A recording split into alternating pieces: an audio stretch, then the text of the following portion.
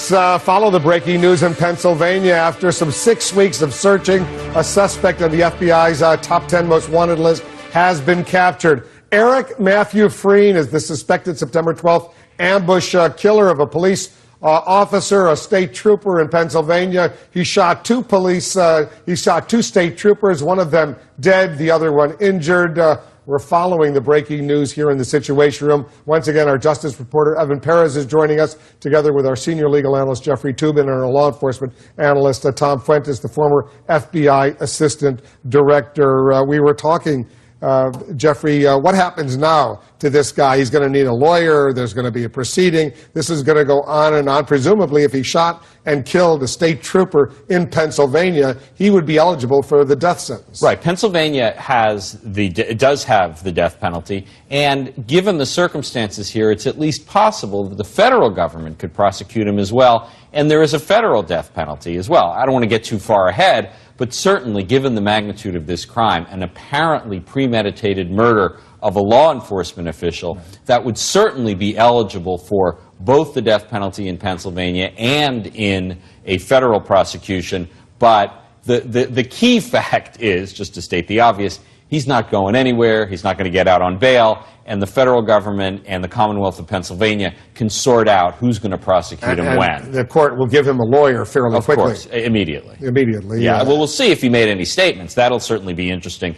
He certainly would have been given his Miranda rights once he was arrested, but he may, especially given the vehemence with which he's expressed his views in the past, he may have made statements to the people who arrested him as well. That's something we'll have to see. And you say that he won't have any trouble finding a lawyer? Absolutely not. You know, he's obviously a very reviled figure, but certainly when there's a death penalty possibility on the table, there is, especially in a big state like Pennsylvania, there is usually no shortage of people who are willing to defend and try to keep someone from being executed. Evan, you covered the Justice Department, the federal government. They've been very interested in this manhunt for 6 weeks. Right, that's exactly right, Wolf. I mean, that's the reason why they put him on the FBI most wanted list. Now, we're hearing that from law enforcement officials that he was captured without incident. So that's an indication that, you know, despite all this manhunt, they managed somehow to surprise him, Wolf. Without incident. So that's good that they got him. He's alive. And for whatever reason, there's going to be a lengthy procedure right now going after him. Yeah, and we're going to want to hear the details of the arrest, but,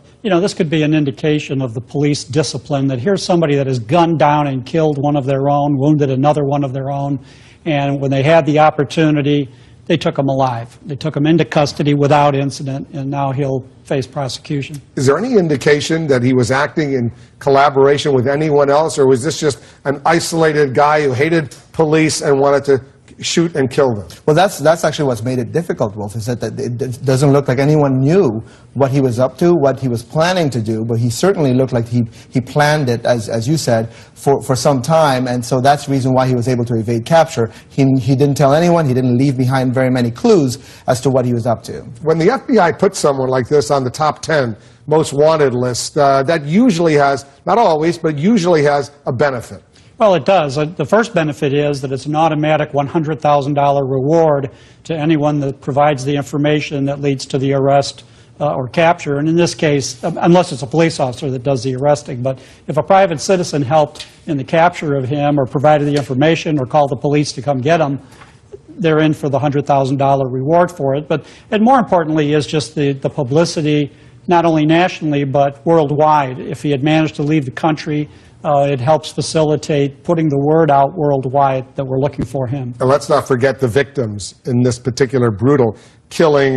Frein, 31 years old, suspected, accused in the September 12th ambush, and it was an ambush shooting that left Corporal Brian Dixon dead, one of the state police officers, and Trooper Alex Douglas wounded outside the Pennsylvania State Police barracks in Blooming Grove. It was allegedly a deliberate assassination attempt. Indeed, and the courage of the officers who were searching for him all this time, exposing themselves to someone with a high-powered rifle, a skilled marksman who could have taken down any of them at any time. So while we remember the ones who have been lost, it's also a good day to celebrate the officers who who saved the community from that. And one of the interesting things is that because of the fear that he would target some of these officers who were searching for him, Wolf, they did a lot of the searching only during the day. At night, he basically had the woods to himself. And he had some pretty sophisticated equipment. He was a survivalist, so apparently he had been training for this kind of operation for years. Right, and it sounds like that he dug holes in the ground that he could crawl into to stay warm and to evade the infrared searching equipment. So that would be looking for the heat signature of his body in the dark, in the woods, through the trees.